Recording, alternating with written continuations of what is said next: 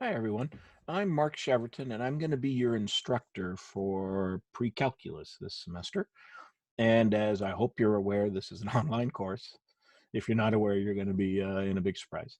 But anyways, I am an adjunct professor, and I've taught this course before. I've taught calculus before. I've taught at numerous universities and community colleges before.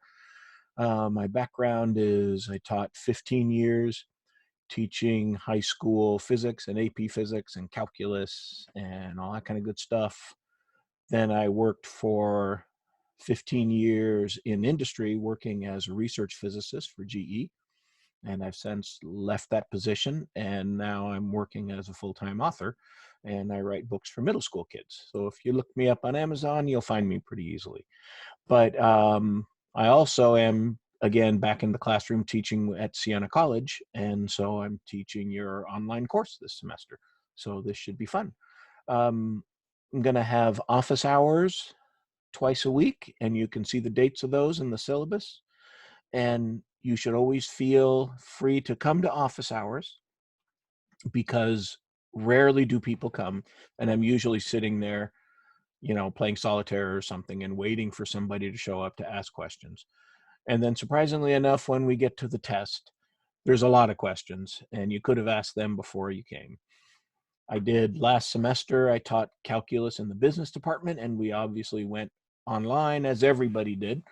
And I was surprised to see a lot of people come in and ask questions that if they had only watched the video, they would have learned it. And a lot of people had some harsh surprises about taking tests when they didn't watch the videos and watch the lessons. So I strongly, strongly, strongly urge you to watch the videos and then ask for help if you need it, because we'll have office hours on the day that homework is due, and homework will be due at midnight. And so you'll have an opportunity to ask for help for things that you couldn't do. And then you can finish the homework and submit it through the My Math Lab tool. I think that's what the software is called. Um, and you can ask for help before you submit the homework so you can get all the homework problems right and get full credit. So I strongly encourage you to do that. I find that students struggle because they're not asking for help, and I'm offering to help. So please ask for help. There are numerous other places you can get help. Typically, the math department has group tutoring that if you're on campus, you can go to the math library, which is on the fourth floor of the blah, blah, blah building. I don't remember the name. Roger Bacon. Yeah, Roger Bacon building. There you go. And there's usually two people there who are offering to help anybody with any questions they have. And so you could show up and they can easily help you. And just like with my office hours, it's a time when not a lot of people show up. So if you go to get help during group tutoring, you will most likely have their full attention to help you with whatever you need.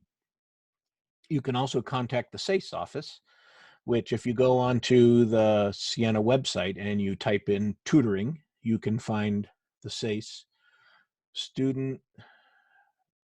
I don't remember what it stands. Student Academic Success Enrichment. I don't know. I don't know what it stands for. It's in Siena Hall 215. And if you need help and if you need a tutor, you can go there and get a private tutor and it doesn't cost you anything. I think you have to have done group tutoring first and say that didn't work for me. I was too distracted, or I think I'd work better one-on-one with somebody, or that time doesn't work for me and I can't meet then because I have other commitments. Whatever.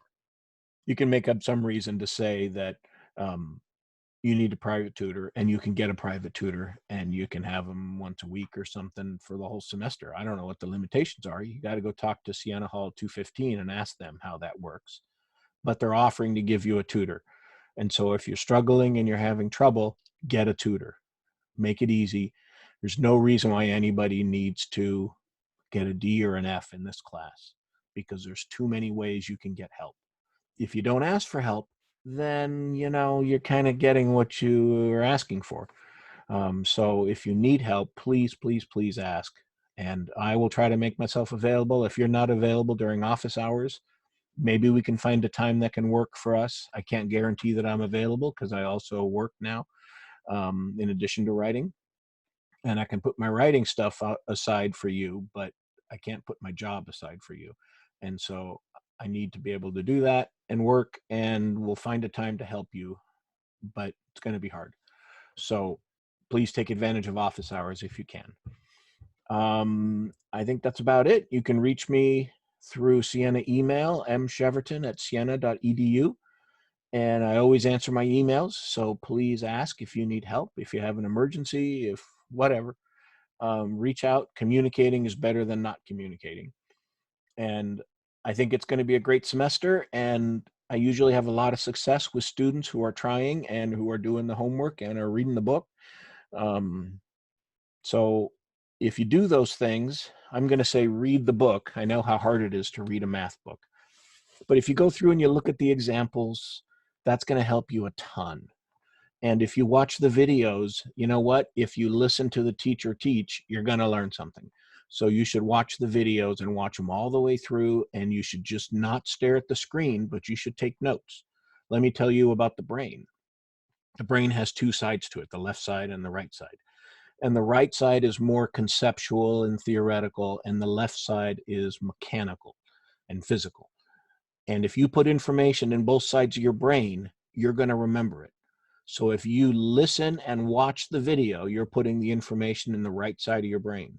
If you then take notes and write down what I'm saying, you're going to put the information in the left side of your brain.